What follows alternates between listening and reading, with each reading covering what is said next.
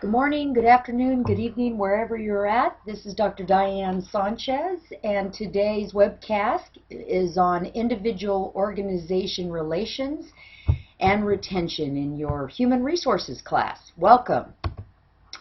All right, today's webcast is going to go over the learning objectives, discussing 4 different views of motivation at work, explain the nature of the psychological contract, define the difference between job satisfaction and engagement, identify a system for controlling absenteeism, describe different kinds of turnover and how turnover can be measured, summarize the ways of managing retention. All right, so let's get into individual performance factors. Well, it's very important that we understand how individuals in our organization perform and what are the factors. And so here is a great little model that says ability times effort times support equals performance. So the individual's ability, obviously they bring, their effort expended, and then the organizational support really equals individual performance. The components of the individual's performance is really detailed in this chart. So the effort level expended, an employee may bring their motivation, their work ethic, their attendance, and the job design, right? That's the effort level expended. The individual's abilities are things like their talents, their interests, their personality factors. And then the organizational support is what does the organization provide in training and development, equipment and technology? Are you outlining performance standards? How is the management and the co-workers? And all of that really affects the individual performance, and that's both quantity and quality. Let's jump into motivation, because there's a lot of debate around motivation. Do you have the ability to motivate people, or can you influence it or not influence it? And so people usually act for one reason, is to reach a goal. And thus, motivation is goal-driven drive. So, you know, the words like need, want, desire, drive, all are similar to motivate. And so understanding motivation is important because performance, reaction to compensation, turnover, and others might be very much a concern. So it's the desire within a person, causing that person to act. And I think we definitely can influence our employees' motivation. But let's jump into the theories of motivation.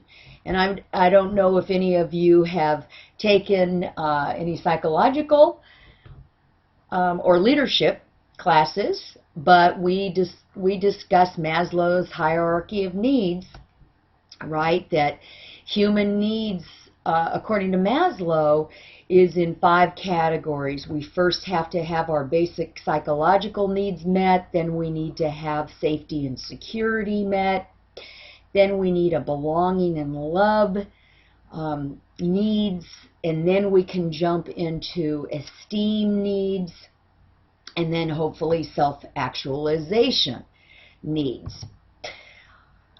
Until the more basic needs are adequately fulfilled, a person will not fully strive to meet the higher needs. So Maslow says if we don't meet the psychological needs or the safety, security needs of our employees, they can't jump to belonging and love needs. So it's very much sequential up the chart, as you say, as most people say. All right. Then we got Hertzberg's 2-factor theory, which talked about kind of taking Maslow's theory, but chunking them into two: his hygiene factors and his motivation factors. Assume that one group of factors, motivators, account for motivation. But in this theory, the hygiene factors can also cause dissatisfaction with work. And the implication of Hertzberg's research said that employees may not be motivated to work together even when managers have addressed the hygiene factors. So here's a great chart that gives you Maslow's on the left, and then Hertzberg's two-factor theory. You know, motivators, hygiene factors, according to Hertzberg, is, you know, the interpersonal relations, the company policy, administration, supervision, salary, working conditions, and then it jumps to where our employees will be motivated for achievement, recognition, the work itself, responsibility, and advancement. So now we can talk about, the equity theory. And equity is defined as the perceived fairness of what that person does compared with what the person receives. So inputs, what a person brings to the organization, and outputs, rewards obtained in exchange for inputs. And those rewards can be, you know, tangible economic benefits such as money, but it can also be intangible, such as recognition and achievement. The next one is the expectancy theory. And that is, you know, Porter and Lawler say that motivation indicates that motivation is also influenced by people's expectations, what they expect. And so the theory states that individuals base their decisions about their behaviors on their expectations that one or another alternative behavior is more likely to lead to desired outcomes. So it's kind of an interesting theory. Here gives a really detailed one of the expectancy theory, but what these theorists say is effort, performance expectations, the perception that more effort will lead to a higher performance. If people do not believe that working harder leads to performance, then their efforts may diminish. And then you have performance reward linkage, perception that the level of performance achieved will lead to desired outcomes or rewards. The performance reward relationship indicates how instrumental or important effective performance is in producing desired results. And then the value of those rewards refer to how valuable the rewards are to the employee. One determinant of employees' willingness to exert effort is the degree to which they value the rewards offered by the organization. And we all know that that's very individualized. So this model of motivation suggests that employees' level of effort, motivation, are not simply a function of rewards. Employees must believe that they have the ability to perform the task well. They must expect that high performance will result in receiving rewards, and they must value those rewards. If all three conditions are met, employees will be motivated to exert greater effort. So it's whatever theory you believe in, and that's what happens with PhD students who are studying motivation. They can study Maslow's hierarchy of needs, they study Hertzberg, the equity theory, the expectancy theory, and so, you know, they're trying to see really which one leads to the ultimate motivation, which is a very long question, long-lasting question, and has been studied for years. So, how can organizations motivate, or they believe can motivate employees? Well, financial rewards, obviously. Performance management, I believe, is a source of motivation as long as it's done well. And then by others, praise, trust, recognition, autonomy to the job, motivational speakers. We've got a lot of different motivation rewards that we can provide from the organizations. So, motivation requires diagnosis of the organization's efforts. So, what are the efforts the employees are expounding? What is their abilities? And what is the organization's expectations? And we have always known that of this concept that is really important. Employers and employees have what we call the psychological contract, which refers to those unwritten expectations employees and employers have about the nature of their work relationships. And so it's useful in understanding individual relationships with their employers. It creates positive or negative relationships between the employer and the individual. It's based on trust that leads to meeting employers' and employees' expectations of needs.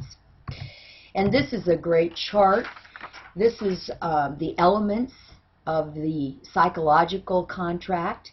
The employers will provide to the employee competitive compensation and benefits, flexibility to balance work and home life, and then career development opportunities. On the right, employees will contribute continuous skill improvement and increased productivity, reasonable time with the organization, and extra efforts and results when needed.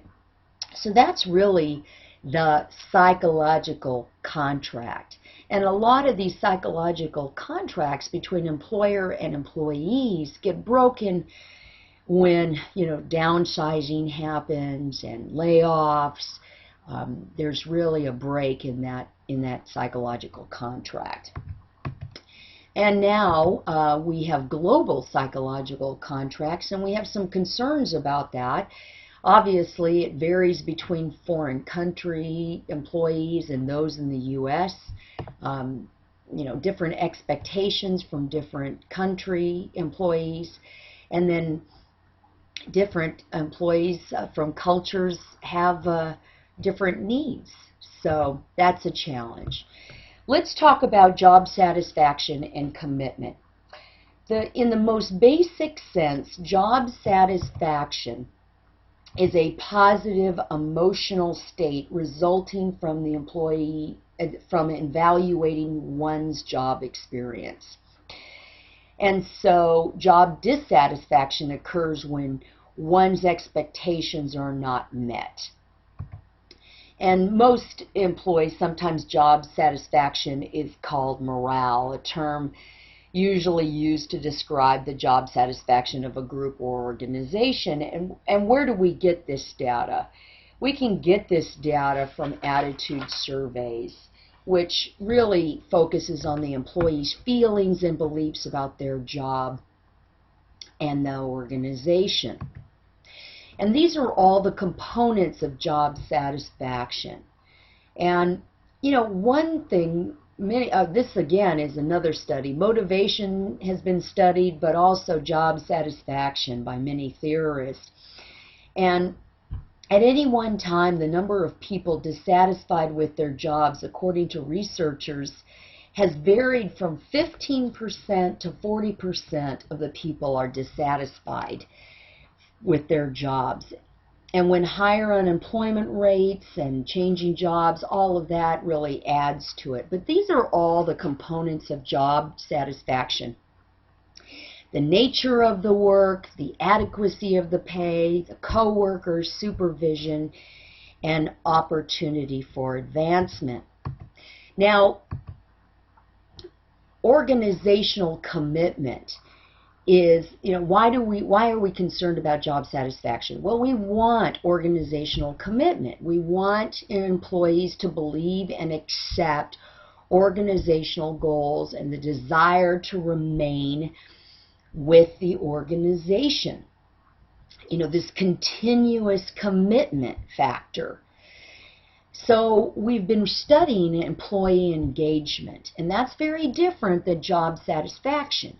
Employee engagement is the extent to which an employee feels linked to organizational success. So engagement can include satisfaction, support for management, but using effort beyond a minimum, intention to stay, and other concepts. So it is really, that the employee's thoughts and behaviors are focused on the employer's success. That's very different than job satisfaction. And that's what engagement means.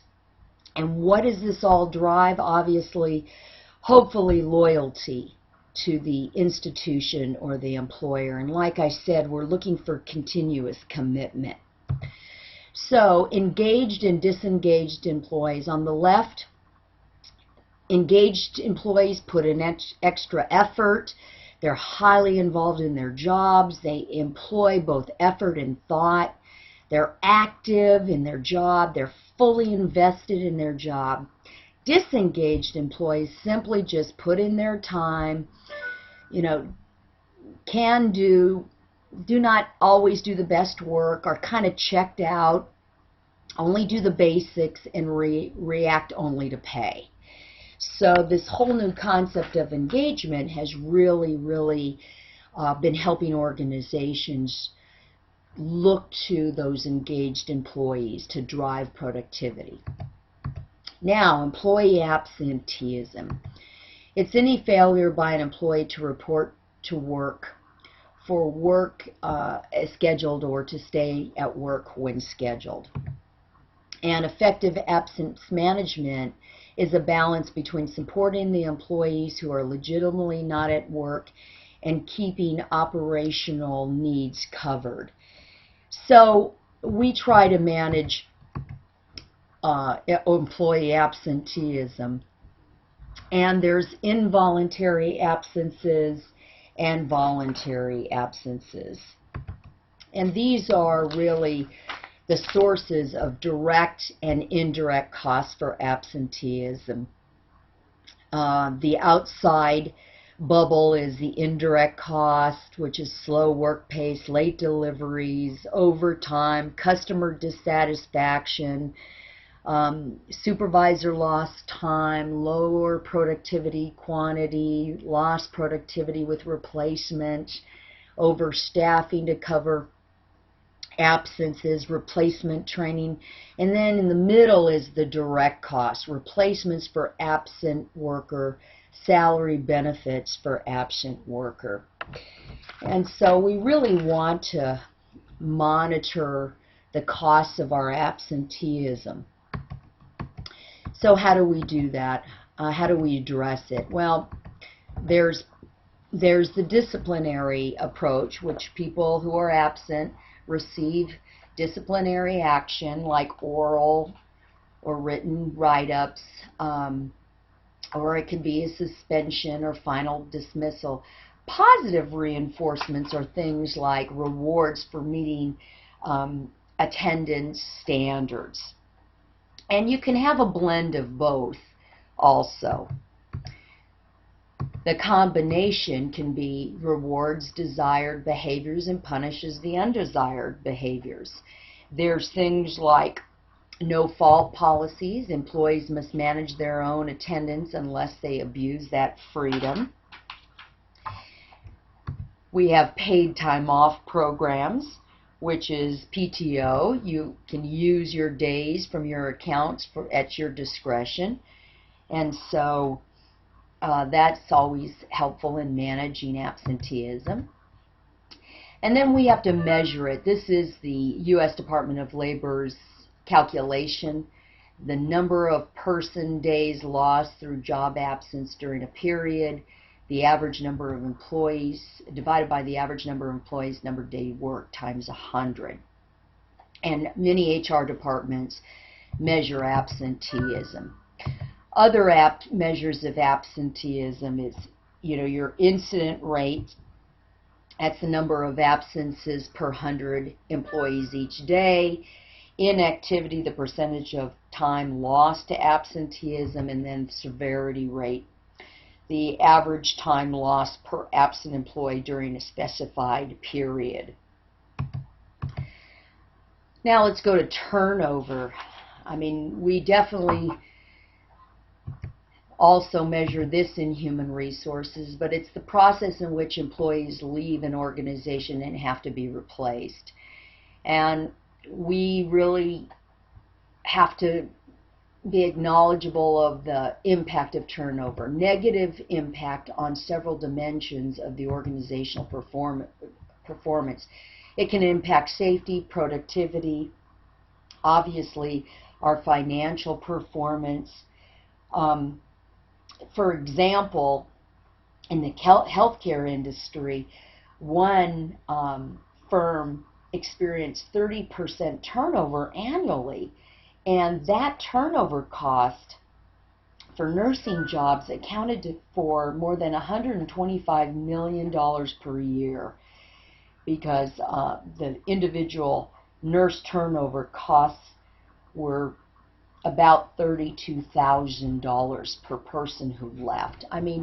It varies by industry, but it is really, it does really impact the financial performance of the company. So there's types of turnover.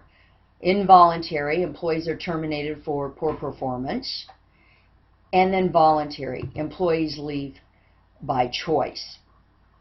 And those two are usually the ones you hear about, but there's also functional turnover. Lower performing or disruptive employees leave. And dysfunctional, key individuals and high performers leave at critical times. Then we have uncontrollable turnover. Employees leave for reasons outside the control of employees, and that would be, trailing spouses, or an employee moves out of the geographic area, or an employee decides to stay home to take care of their parents or their children, all of that. And then controllable is employees leave for reasons that could be influenced by the employer, and that's really layoffs. All right, churn. Hiring new workers while laying off others. Employers sometimes complain about not being able to find skilled workers while they are laying off other employees, and that's what we call churn. This can really impact employee satisfaction and engagement. Computing turnover rates, it's really the number of employee separations during the month, divided by the total number of employees at mid-month, and then you times it by 100. Categories in which data is gathered and analyzed. It can be done by job or job level. It can be done by demographics, characteristics. It can be done by department, unit, location. It can be cut any which way the HR department wants to do it, or the department. It can also be done by education level, the reason for leaving, knowledge, skills, and abilities, your length of service. Performance rating is another great one. Are your high performers leaving? Determining turnover cost. So we've got all of these that we measure. Separation cost, that's the HR staff and supervisor time. Pay rates to prevent separations, exit interview time, unemployment expenses, legal fees for separation, accrued vacation expenditures, continued health benefits. That's all in the separation costs. Vacancy cost is temporary help, contract and consulting firm usage, existing employee overtime, and other costs until the person is replaced. Then replacement costs. Replacement costs are recruiting and advertising expenses, search fees, HR interview and staff time and salaries, employee referral fees, relocation, moving costs, employment testing, reference check fees, pre-employment expenses, on and on. And then training costs for new persons, paid orientation time, training staff time, the cost of training materials, the time it takes to coach and mentor the new employee. All of these costs can be measured. Hidden and indirect costs, costs that are less obvious, such as reduced productivity, decreased customer service, lower quality, missed project deadlines, all of that. Now let's talk about optimal turnover. Turnover cost and benefits can be calculated separately. So for example, reducing turnover makes sense when it's very expensive, when those leaving are more valuable than their replacements, or when there may not be suitable replacements. However, more turnover in certain segments of the organization may make sense if it costs very little. Those that are leaving are less valuable and the replacement costs are less. So it can cost little. Those leaving are less valuable to be the optimal turnover. Now, myths about retention. First of all, there's myths that money is the main reason why people leave. And studies after studies show that that is a component, but maybe not the number one thing. Hiring has little to do with retention. That's not true. Recruiting and selection, selecting the people who fit the jobs, if we do it well, they're less likely to leave in the first place.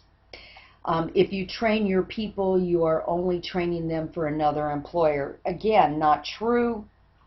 You're developing skills in employees, and that's going to improve retention because it allows them to stay and they believe they have future opportunities with the employer. They're not concerned about retention during organizational change. This time when organizational change takes place, it's exactly when employees worry about retention, is because factors about what would keep employees, the people that are staying when the organizational change happens is important. We really, during a merger and acquisition, most workers are concerned about job security and their employer's future. So a lot goes into those organizational changes. And then if high performers want to leave, the company cannot hold them. Again, employees are free agents, but the key is to keep high-performing employees in an environment in which they want to stay and grow. So here's a great chart about the drivers for retention. And, organizational and managerial factors are things like factors that influence job satisfaction and their decision to stay or leave. So does your organization have clearly established goals and hold managers and employees accountable for accomplishing those goals? Does your organization, address external events? So when something happens in your industry, how your organization reacts. What are the organizational politics? That all is a driver of retention under the organizational and management factors. And then the final factor affecting how employees view their organizations is the quality of the leadership in your organization. So that is all under that organizational and management factor. Under employee and supervisor relationships, it's really how the coworker relations are and the employee and their manager relationships.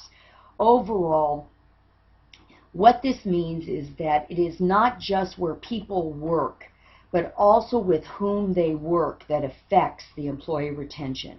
If individuals are not linked with or do not relate well to their coworkers or their supervisors, there's a greater likelihood for turnover to occur.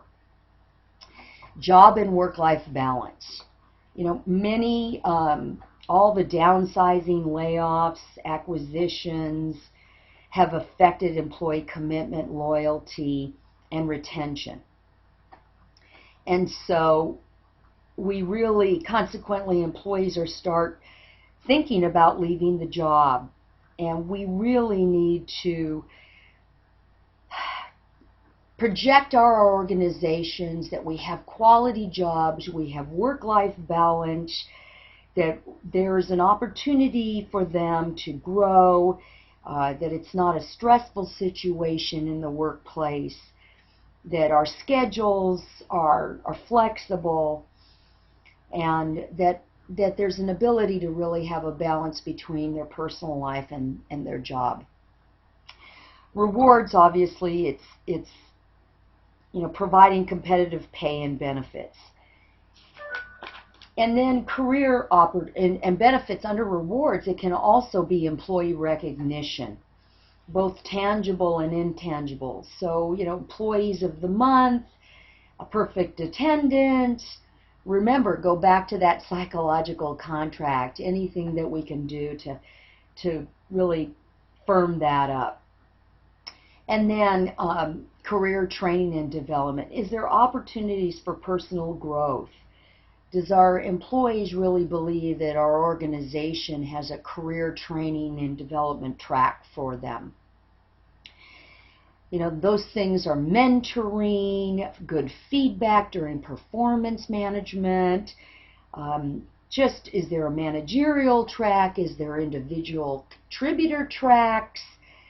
And then employer policies and practices. Bottom line here is your policies reasonable? Are they fair? Does the employee see them as ethical and applied consistently? That's really important. So these are all drivers for retention.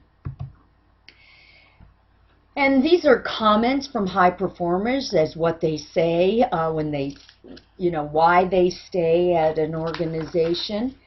And it's really job satisfaction, rewards, work relationships, and commitment.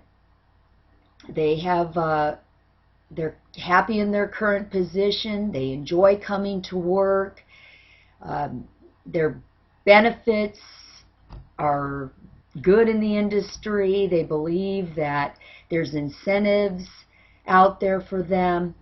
They like the people that they work with, that the people I have come to know here prevent me from wanting to leave. My supervisor's a great role model. And commitment, you know, they believe in the loyalty to the company. You know, they're proud to work there. By the way, we get this in employee surveys, but the Q12, which is the Gallup Survey, is another tested program. Most companies do the Q12, and it's the key 12 questions that Gallup has found that really allow performers to stay with the company and that's what we get from our employee survey data.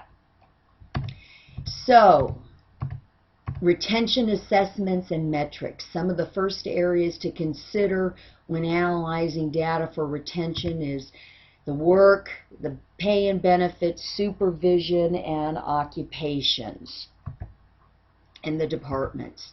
Demographics of those leaving. This is the process for managing retention.